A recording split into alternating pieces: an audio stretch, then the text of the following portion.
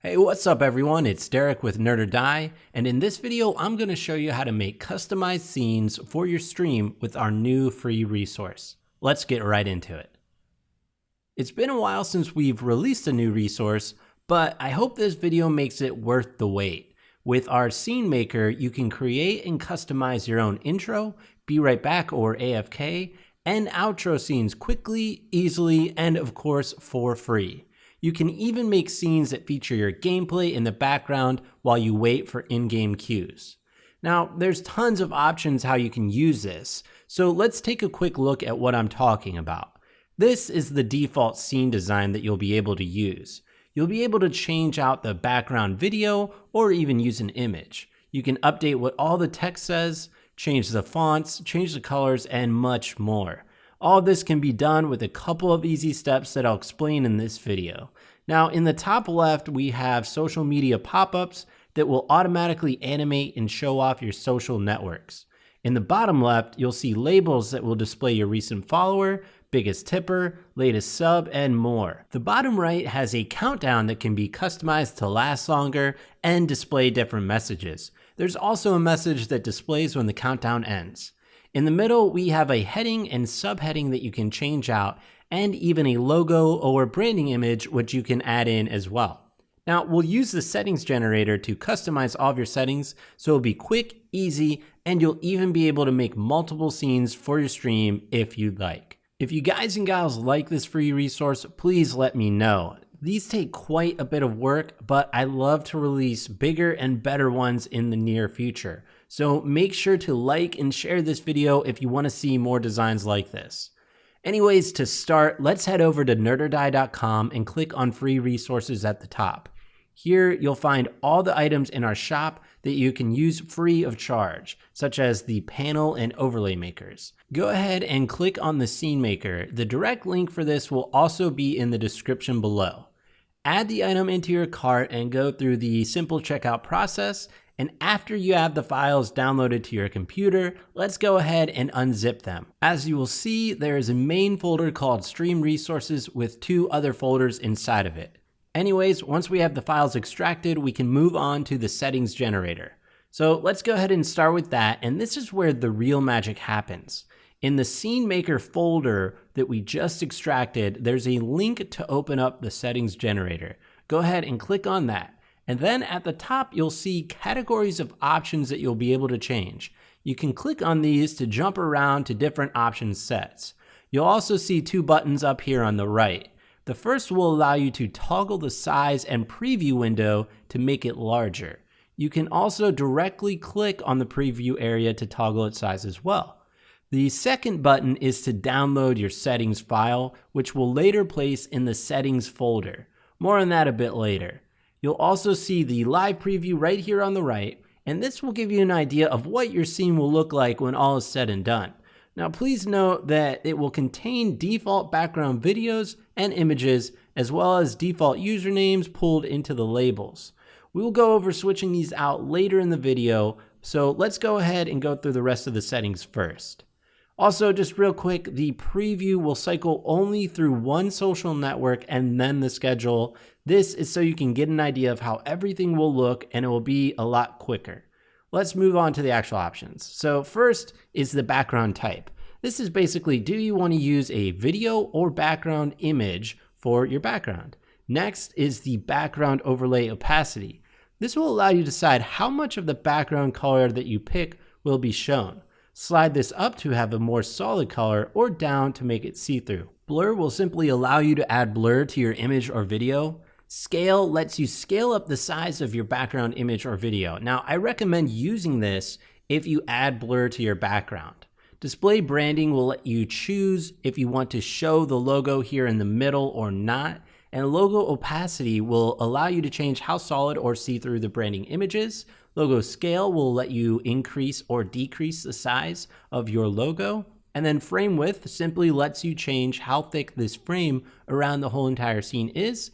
Scene title is right here with the main title of the scene, and the tagline is directly underneath it. So basically, to change these out, all you need to do is type in new text and it will be done. The next section we have is colors. Here you can use the color pickers to decide what color you'd like to use. Click change color to open up these pickers. Now the box on the right will display the current color chosen. We'll see that we can drag around to get what color we want and even adjust the opacity here on the right for each item. Background color is what is used on top of the background image. If you'd like a solid background color, you can move this opacity slider all the way up to 100 and then pick the color that you want. And then again, above, there's the background opacity as well. So you can actually kind of double up on the opacity here. But anyways, you could alternatively move this one down to 0 if you don't want any color at all. Accent color is throughout the design. You can see it here. It's used for the yellow on the borders of the labels, as well as the borders for the social media icons and the schedule. Frame color is simply the color of the frame. Primary and subtext color will change the various text colors. I sort of recommend having the accent color and the subtext color to be the same, but you can try out whatever you'd like. Content backgrounds is the color behind our label, social media, and schedule areas. Again, you can adjust the level of opacity on the right side of the color picker if you like. The next section that we're going to go through is the labels. Display labels lets you choose if this section is shown or not. There's a maximum of 4 labels that can be shown at a time. Each one will allow you to change the heading message. For example, you can change new follower to latest follower, or whatever message you want it to say. Additionally, if you'd like any label removed completely, you can leave the header area for each one blank. Labels also have a path setting. So for the first one in the heading, I'll have new follower. Then in label 1 path, I'll put in the name of the text file that I want to be displayed here. It'll be most_recent_follower. If this doesn't make any sense now, don't worry. I'll explain this in a bit more once we get into the text file placement. You'll be able to do this for all other label sections. I highly recommend only using the text files that provide a single username. The ones that you would normally have scroll around won't work here well. If you're familiar with Streamlabs stream labels or the Muxy ticker, you should have an idea of what I'm talking about here. Anyways, let's move on to the schedule settings. If you don't have a set schedule, you can use display schedule to hide this area completely. Here, you'll be able to set the times of each day that you stream. Let's say that you don't stream on Sundays or Wednesdays. Just change the text to say off or something like that. You could even fill in the name of a game here that you plan to play on that certain day. Anyways, once you're done with the schedule, you can now move on to the scaling area. This will let you increase or decrease the sizes of each section as a whole. Simply move the slider for each respective section that you want to change. You may need to wait for the schedule or social media areas to show up from their animations to see the changes that you're making. Once you're satisfied with the scaling of each section, you can move on to font adjustments. Now, the first 2 options here let you select the fonts that's going to be used for the primary and sub fonts. Click search and you'll be presented with all the Google fonts that they have to offer. You can scroll through and you'll see there is a lot of them. To narrow things down a bit, you can use the categories button to select the types of font you'd like to use. If you're feeling a bit overwhelmed by the amount of options, I recommend checking out fonts.google.com to see their directory, which contains featured and most popular used fonts. This will make it a bit easier to navigate and make a selection. Once you've decided here, let's come back to the settings generator, and then we can just search for the name of the font that we like to use. I'll go ahead and search for Oswald, which is a font that I've used before, select it and click close. You should see the text update for each one that you pick. Furthermore, certain text areas can be adjusted in their size. You can use the vertical offset sliders as well to adjust the vertical placement of the text. Let's say that you want to swap the positions of the text for the labels. Instead of having it on the bottom with the heading areas, you want to have it on the top. So we can use the vertical offsets here to move their positions around. Again, you can enable or disable this section if you like. Countdown time will let you set how long in minutes the countdown will last for. This will not be updated on the live preview. The next 2 text boxes allow you to adjust what is shown when the countdown is active Then what message is shown when the countdown ends? The final settings that we can update is the social media section. Here you can change the headers for each network, as well as change the name that displays for each network. I'll go ahead and update these to show my Twitter and Facebook info. But let's say that you don't want certain networks to show at all. All you have to do is make the text boxes blank for any social media pop-ups that you don't want to show. Now, let's click the download button to save our settings. If you do get some kind of warning message when downloading the file, just go ahead and hit keep to finish the download for this settings file. If you'd like to make additional setting files for future scenes, you can do so by editing this again and then clicking download when finished. But let's finish up with this first scene and then we'll get into all of that. Now, once we have the settings file downloaded, you'll need to place it within the settings folder located inside the scene maker folder. This file should be the only file located here. Its full name is settings.js. So let's make sure that the file is called this when we place it in here. You might not see the .js extension if you don't have that enabled, so don't worry about adding that if you don't see it. Sometimes if you download multiple files, they'll have the same name, then your computer will add a number at the end of the file name, such as settings:1. So to use the settings file in our scenes, we need to remove the (1) and ensure that the file is just called settings. With that, we're all ready to go. The next step is to add your scene into OBS or whatever streaming program that you use, so that we can see how everything is working so far. Now for OBS, let's add in a browser source. We'll want to add this as a local file, then hit browse to select the scene.html file that we'll find in the scene maker folder. Set the width to 1920 and height to 1080. Shutdown source when not visible can be checked if you like. This might save you a little bit of resources when streaming.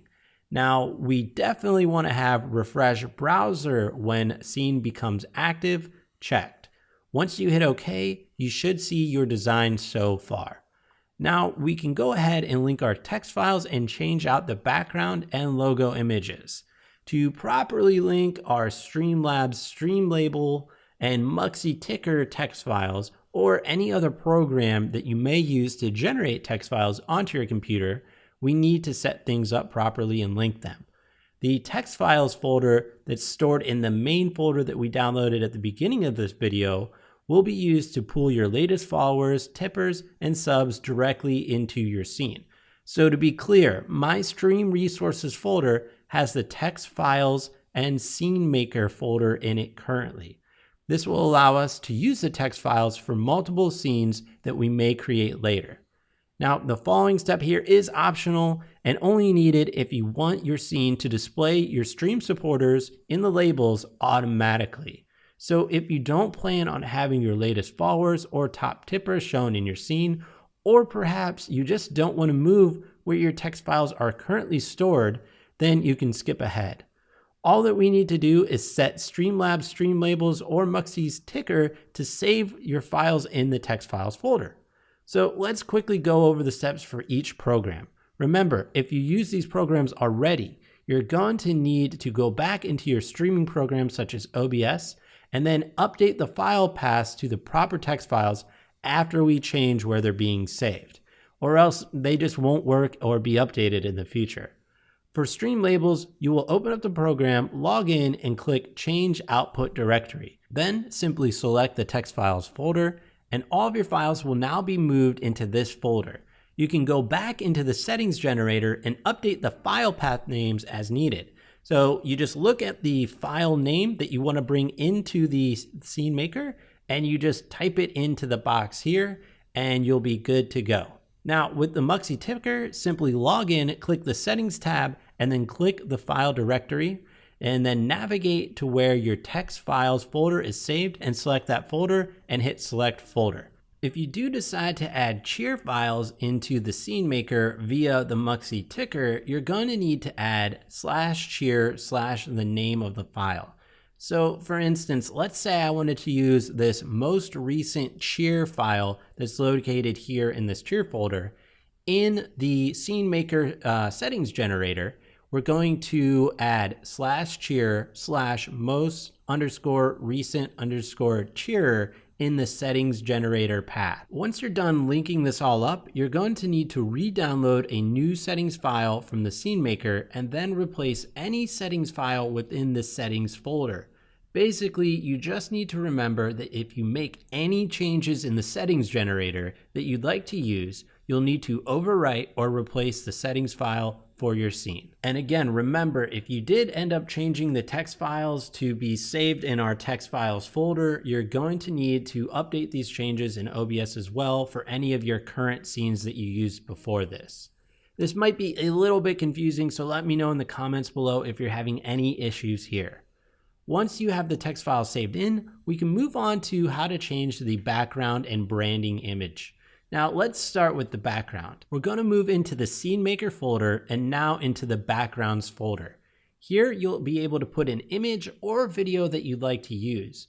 You can also use a solid background color if you'd like, as I mentioned before with the changing colors portion of this video. In this folder, I've included a default image called bg.jpg and a video called bg.mp4. If you do not want to use this image or video, simply delete them. Now, you just need to place your own background image or video in here, and I highly recommend using one that size is 1920 pixels wide by 1080 pixels tall.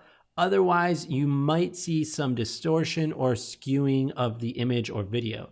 So you can basically screen capture any image of a game, or you can use something like OBS to record a quick video and then put it in here and it will work fine.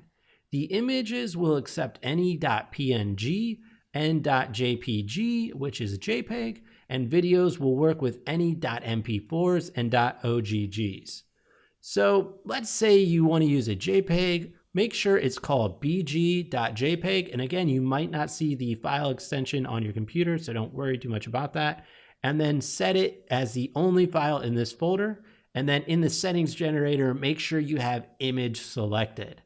Now for a video with a name of .mp4, we would just call it bg.mp4, put it in this folder, and then in the settings generator, make sure that we had video selected. Alternatively, if you don't want to use this method, you just could simply delete both of the video and image file that I included here, and then simply add your own background image or video playlist into OBS directly. However, you won't get the background blur effect with adding a filter into OBS Studio on top of it. So, for example, if you delete the background images completely, you could put your gameplay capture behind this scene in OBS, and it would end up creating a cool overlay while you wait for an in-game cue to pop. For the logo or branding image, to switch these out is the same type of thought process applied. So again, if you don't want to add an image here, you don't have to. So let's go into the logo folder and drop in the logo that we like to use. This will only work with a .png file. So if you don't have a PNG of your logo, there's plenty of online image converters out there such as TinyPNG, and I do recommend using a higher res image here. Somewhere around the 1000 by 1000 pixel mark will be good. Around those proportions will be fine. It doesn't have to be square, but somewhere around that. Anyways, once your image is in here, make sure it's named logo and it should be good to go. With that, we can now refresh the scene one final time by just toggling it on and off, and we'll see it in all of its glory. Let's take a quick moment to double check that everything looks right. Now that you've created your first scene and it's looking great, you might be ready to make another one. So let's see how easy it will be to make another one. All that you need to do is go into the main folder and then copy and paste the Scene Maker folder. Then you can rename this folder to anything that you like. For example, I'm just going to call this one BRB. Now we will want to create a new settings file for our new scene. Perhaps you'd like the title and subtitle to say a different message, and maybe you don't want the countdown to be shown here since you're not sure how long you're going to be gone for. Hit the download button and then take the new settings file that we just downloaded and place it into our new scene settings folder. Just make sure that you override the old file if it's in there. And again, remember, if the file gets a 1 or a 2 with parentheses added after it, you're going to need to remove that and just have it named settings. Now, I know this was quite a long video, but again, this is something we put a lot of work into. And I really wanted you to have as many options as possible so that you could customize this to your needs. So I really hope you guys like this. And like I said, if you do, please let me know by liking and sharing this video. It really helps. If something like this does get pretty popular with Nerd or Die, I would love to make more of these. I have some really cool ideas for ones in the future, and you can also let me know in the comments below if you'd like any settings added or maybe some future ideas as well for something like this. I'd also like to mention that we now have Nerd or Die themed shirts that are available through Design by Humans, so make sure to check out the Nerd or Die shop to get those links as well. For any of you that support us through purchasing shirts or items in the shop, or simply by sharing this video and liking it, I just want to say thank you so very much. I hope that we come out with more free resources soon.